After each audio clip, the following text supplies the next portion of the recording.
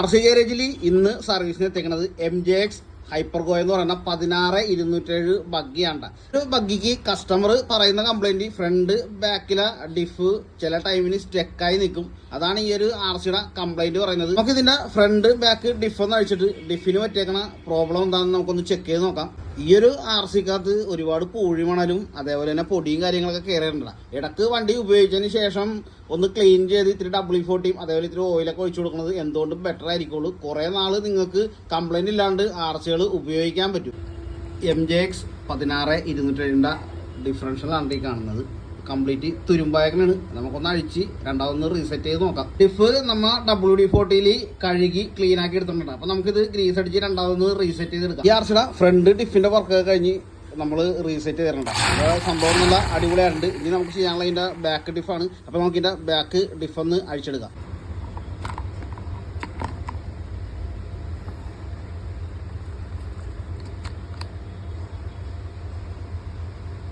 ഈ ഒരു ബഗ്ഗിയുടെ ബാക്ക് സൈഡിലെ ഡിഫ് അഴിച്ച് നമ്മൾ രണ്ടാമത് ഗ്രീസൊക്കെ അടിച്ച് സംഭവം സെറ്റാക്കിയിട്ടുണ്ട്. അപ്പോൾ സംഭവം നല്ല അടിപൊളിയായിട്ടുണ്ട്. അപ്പോൾ നമുക്കൊന്ന് ടെസ്റ്റ് ഡ്രൈവ് ചെയ്ത് നോക്കാം ഇവൻ്റെ പെർഫോമൻസ് എങ്ങനെയുണ്ടെന്ന്.